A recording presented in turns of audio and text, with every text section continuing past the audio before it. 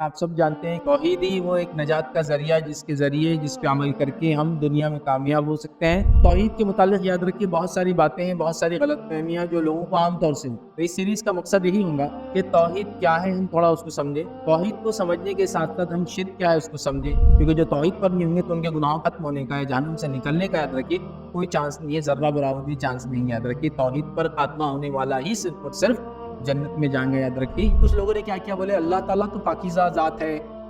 مبارک ذات ہے، سب کچھ اچھا کرنے والی ذات ہے، تو نعوذ باللہ انہوں نے کیا کیا ایک ذات اور کریٹ کر دیا اور کہا کہ یہ ہے نیکی کا دینے والا اور یہ ہے برائی کا دینے والا، اور انہوں نے ایول کو، شیطان کو بھی لا کے رب کے مقابلے میں کہا دو معبود ہیں، ایک برائی دیتا ہے دنیا میں اور ایک اچھائی دینے والا ہے۔ توحید کے اندر اگر آپ شرک اکبر کریں یا شرک اصغر کریں، شرک کی کوئی بھی قسم کریں، توحید میں کمزوری آنا شروع ہو جاتی ہے۔ شرک اکبر کے نتیجے میں تو توحید کی نفی ہو جاتی ہے، مطلب اس کو بولیں گے آپ اپنی توحید کو ختم کر دیتے ہیں، اپنا بیڑا غرق کر لیتے ہیں ایک طرح سے عمل کے۔ اکثر امت مسلمہ میں جو شرک آیا وہ اسی طرح سے آیا کہ بے حد تعظیم، حد سے زیادہ تعظیم کر دی گئی ان لوگوں کی جن کو اللہ کا ولی کہا گیا، جب وہ دنیا سے چلے گئے تعظیماً وہ کارنامے انجام دے دیے گئے جو مساجد کے ساتھ اور دیگر چیزوں کے ساتھ بھی نہیں ہوئی۔ ایک آدمی جو پانی کی دکان کے سامنے کھڑا ہے اور آپ اس کو بول سکتے ہیں مجھے پانی دیجیے، کیونکہ آپ دیکھ رہے ہیں اللہ نے اس کو طاقت دی، اس کے پاس پانی موجود ہے اور وہ آپ کو دے سکتا ہے، لیکن ایک آدمی اس کے دور دور تک 100 کلومیٹر تک پانی نہیں ہے اور وہاں آپ اس کو بولیے فلاں پانی دے، اچھا وہ آدمی موجود بھی نہیں، کہیں اور جگہ سے آپ اس کے نام سے چلا رہے ہیں، تو یہ شرک ہو جائیں گے۔ ادھر اللہ تعالیٰ نے لعنت کی اس شخص پر جو جانور کو ذبح کرے اللہ کے علاوہ کسی اور کے لیے،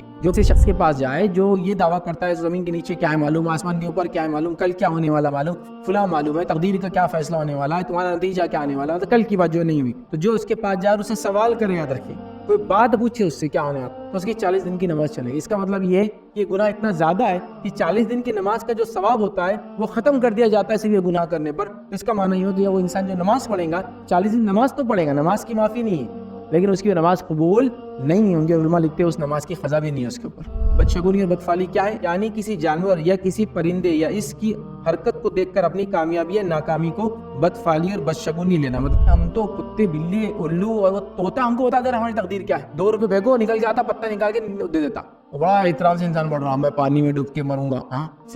میرے کو اتنے بچے ہوں گے، ہاں وہ طوطا ہی بولتا ہوں گا، چونکہ بیچارہ مجبور ہے، دیکھیں ابھی تو اس کا ارادہ نہیں ہوگا کہ اللہ کے ساتھ وہ شرک اور کفر کرے، کیونکہ وہ اللہ کی اطاعت گزار مخلوق ہے، لیکن مجبور ہے انسانوں کے ہاتھوں بیچارہ۔ وہ بھی دعا کرتا ہوں اللہ یہ کیسی ہے اشرف المخلوقات، میرے سے آگے تقدیر پوچھتے ہیں، کیوں پنجرے میں بند ہو، ان کی تقدیریں لے کے نکالتا ہوں۔ جانیے توحید اور شرک کی حقیقت ایڈوکیٹ فیض سید کے ساتھ 25 فروری سے روزانہ رات 10:30 بجے IRC TV YouTube چینل پر۔